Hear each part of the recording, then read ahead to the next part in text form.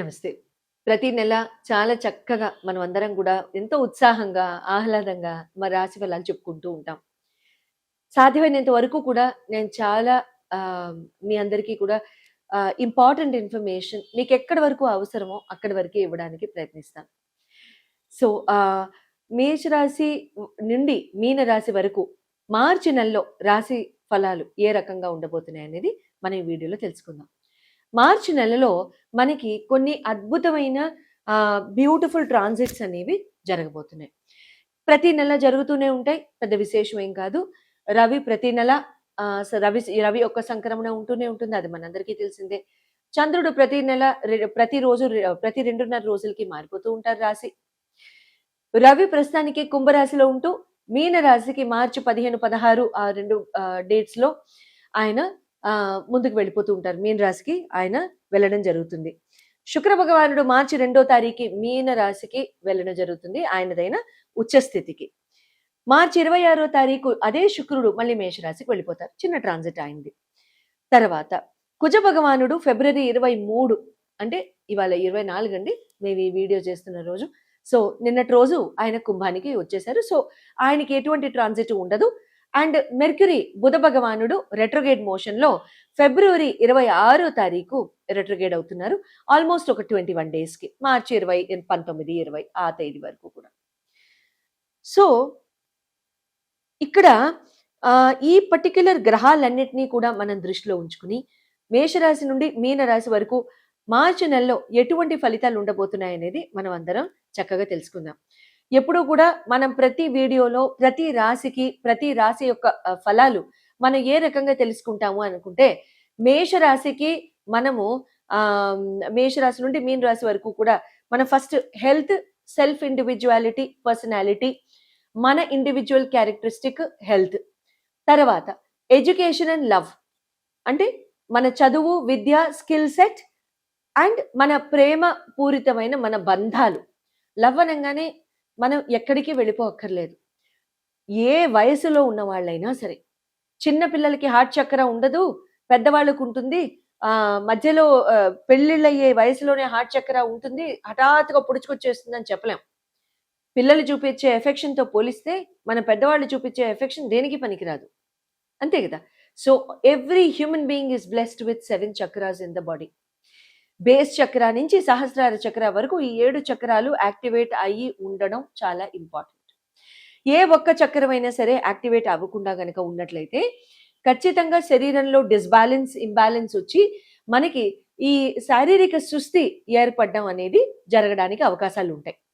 Next మనము ఇక్కడ ఈ ఇంబ్యాలెన్స్ లో ఈ హ్యూమన్ బాడీ బయలాజికల్ ఇంబ్యాలెన్స్ కనుక మనం మాట్లాడుకుంటున్నట్లయితే ఈ పర్టిక్యులర్ ఈ ఇంబ్యాలెన్సెస్ లో కానివ్వండి, లేకపోతే ఏదైనా మనం సాధించేటప్పుడు కానివ్వండి, లేదన్నా మనం ఏదైనా మనం ఒక ప్యాషన్ ఉంది, ఒక ఆబ్జెక్టివ్ ఉంది లైఫ్ లో, దానికోసం కష్టపడుతున్నాము, అది సాధిద్దాం అనుకుంటున్నాము అనుకున్నప్పుడు కూడా కానీ మనకు నెసెసరీ డ్రైవ్ ఉండదు, నెసెసరీ ప్యాషన్ ఉండదు. అబ్బా దీంతో మనం చేద్దాం, ఈ పర్టిక్యులర్ ప్యాషన్ తో మనం ముందుకెళ్దాం అనే డ్రైవ్ మాత్రం మనకి ఉండడం స్వతహా తగ్గిపోతూ ఉంటుందన్నమాట. సో కాబట్టి ఈ పర్టిక్యులర్ హార్ట్ చక్రాన్ని రూల్ చేసే సెల్ఫ్ ఇండివిజువల్ పర్సనాలిటీని మనం ప్రతి రాశికి మనం చెప్పుకుంటాం. నెక్స్ట్ ఎడ్యుకేషన్ అండ్ లవ్, తర్వాత మ్యారేజ్ హౌస్ చెప్పుకుంటాం, పెళ్ళిళ్ళు అయిన వాళ్ళకి, అవని వాళ్ళకి ఒకవేళ చూసుకుంటుంటే సరే లేకపోతే not applicable. Career and business జనరల్గా చూసుకుంటాం. ఈ అంశాలు మెయిన్గా ప్రతి జీవికి ఉండే ఈ మెయిన్ డిపార్ట్మెంట్స్ ఏవైతే ఉన్నాయో అవి కవర్ చేసుకుంటూ వెళ్ళిపోదాం. మకర రాశి వారికి మార్చి నెలలో ఎటువంటి రిజల్ట్స్ ఉండబోతున్నాయో తెలుసుకుందాం. మరి మకర రాశి వారికి మీ రాశ్యాధిపతి వచ్చి శని భగవానుడు. శని భగవానుడు మీకు 3వ స్థానంలో మార్గి అయిపోయి మీనంలో ఉన్నారు కాబట్టి మీ హెల్త్, ఇండివిజువల్ పర్సనాలిటీ, మీ సెల్ఫ్ కాండక్ట్, సెల్ఫ్ పర్సనాలిటీలో ఎటువంటి థాట్స్ ఉంటాయి, ఎటువంటి పర్సనల్ చేంజెస్ ఉంటాయి అనేది మనం తెలుసుకుందాం. అయితే ఇక్కడ శని భగవానుడు వచ్చేసేసి మీకు ఇక్కడ 3వ స్థానంలో ఉంటూ హెల్త్, పర్సనాలిటీ చేంజెస్ ఎట్లా ఉంటాయి. గురు భగవానుడు మార్గి అవుతున్నారు మార్చి 11న. మీకు ఎటువంటి మకర రాశి, పర్టిక్యులర్లీ మకర రాశి ఓన్లీ, మీకు ఇక్కడ గురు భగవానుడు వ్యయస్థాన చూపుతో వెళ్తున్నారు కాబట్టి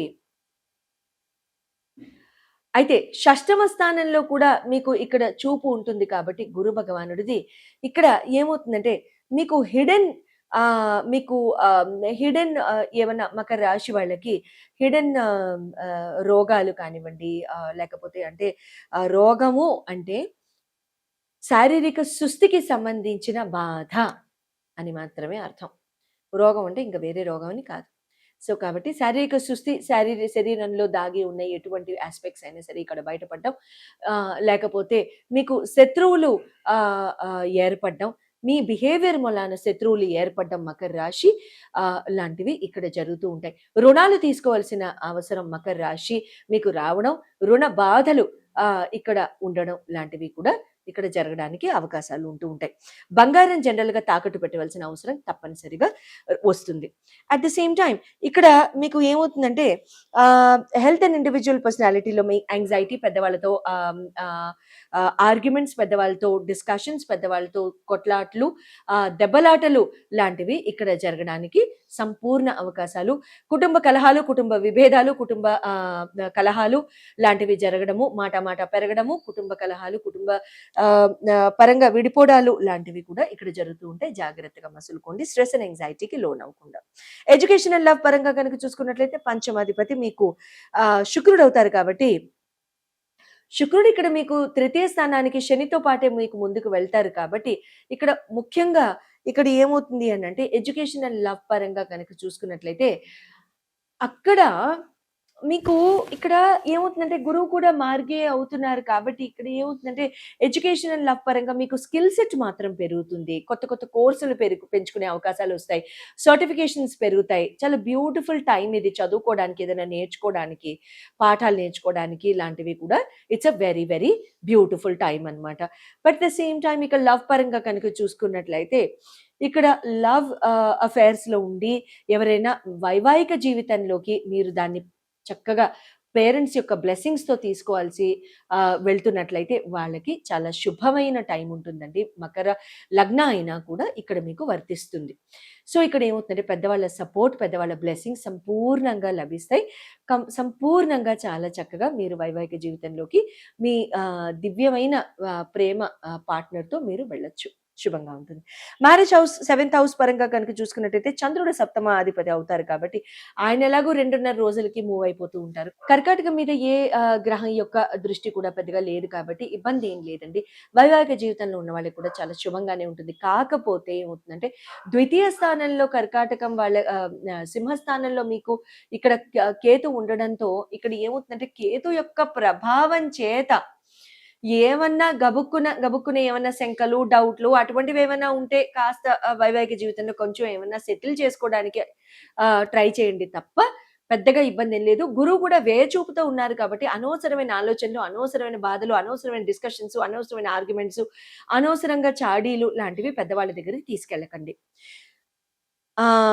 తర్వాత ఇక్కడ కెరీర్ అండ్ బిజినెస్ పరంగా చూసుకున్నట్టయితే నవమ దశమాధిపతులు మీకు బుధ శుక్రులు అవుతారు కాబట్టి బుధుడు కూడా వక్రీకరణలో ఉన్నారు కాబట్టి please I do not recommend any job change, any tenders, any business opportunities, any signatures, any new business ventures, nothing at all until March 21st. Nothing. Stay where you are. Venus దశమాధిపతి business opportunities కనుక చూసుకున్నట్లయితే మాటలు సలుపుకోండి. Do your homework, do your meetings, get an understanding. That is good.